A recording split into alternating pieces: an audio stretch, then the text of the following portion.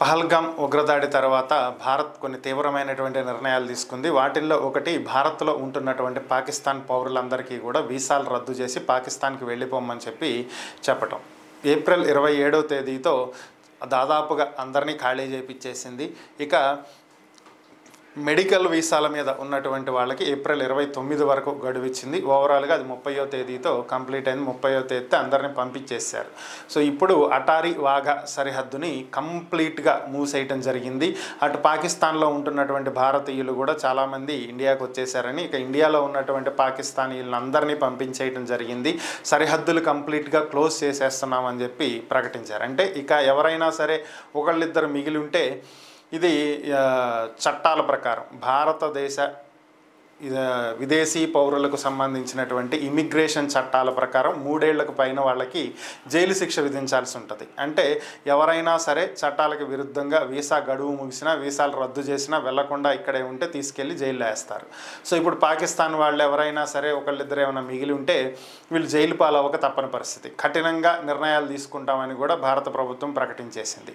ఇక మరొక వైపు భారత నేవీ ఆల్రెడీ అరేబియా సీలో మన ఎయిర్ క్రాఫ్ట్ క్యారియర్స్ని పెట్టడం జరిగింది. విక్రాంత్ వీటిని అక్కడ ఆల్రెడీ సిద్ధం చేశారు. విక్రమాదిత్య, విక్రాంత్ రెండింటినీ కూడా. అలాగే యుద్ధ విన్యాసాలను కూడా నిర్వహిస్తున్నారు. పేరుకి మేము విన్యాసాలు చేస్తున్నామని చెప్తున్నప్పటికీ కూడా ఓవరాల్గా ఏంటంటే వీళ్ళు air to air, surface to air ఇలాంటి బ్యాలిస్టిక్ క్షిపణుల పరీక్షలు చేస్తున్నారు. అలానే మరి టెస్ట్ రేంజ్ చెక్ చేస్తున్నారు. అలానే సరిగా పనిచేస్తున్నాయి లేదా అంటే ఓవరాల్గా మొత్తం విన్యాసాలు, పేరుకు విన్యాసాలే, బట్ ఓవరాల్గా యుద్ధానికి అంతా కూడా సర్వం సిద్ధం.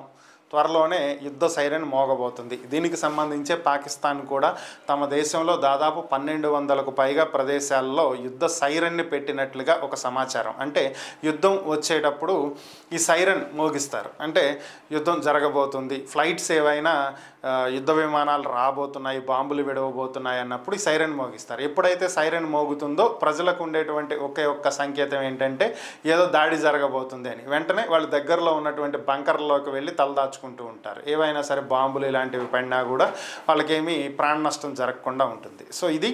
సో పాకిస్తాన్ ఇటువంటి ఏర్పాట్లన్నీ కూడా చేస్తుంది. ఆల్రెడీ సైరన్లు బిగించింది అనేటువంటి వార్తలు వస్తున్నాయి. అంటే ఓవరాల్గా పాకిస్తాన్ కూడా యుద్ధానికి సిద్ధమవుతుంది. ఒక పక్క ఐక్యరాజ్య సమితి దగ్గరికి వెళ్ళి కాళ్ళు పట్టుకుని బతిమలాడుతా యుద్ధాన్ని ఆపండి అని అడుగుతూనే, మరొక పక్క చైనాతోటి, టర్కీతోటి చేతులు కలిపి కావలసినటువంటి ఆయుధాలను సమకూర్చుకుంటూ యుద్ధానికి సిద్ధమవుతుంది. మరొక పక్క టర్కీ ఏమో మాకేం సంబంధం లేదు బాబోయ్, మమ్మల్ని వదిలేయండి, మేము ఒక్క ఆయుధం కూడా మేము ఇవ్వట్లేదని పైకి చెబుతుంది. కాకపోతే ఇవన్నీ అబద్ధాలే. సో ఓవరాల్గా వాళ్ళు చేయాల్సిన హెల్ప్ వాళ్ళు చేస్తున్నారు, వీళ్ళు చేయాల్సిన హెల్ప్ వీళ్ళు చేస్తున్నారు. పైకి మాత్రం కాళ్ళు పట్టుకుంటున్నట్టు నటిస్తూ జుట్టు పట్టుకోవాలని ప్రయత్నం చేస్తుంది పాకిస్తాన్. ఓవరాల్గా కాళ్ళు చేతులు ఇరక్కొట్టే టైం అయితే దగ్గరకు వచ్చింది. అది పరిస్థితి.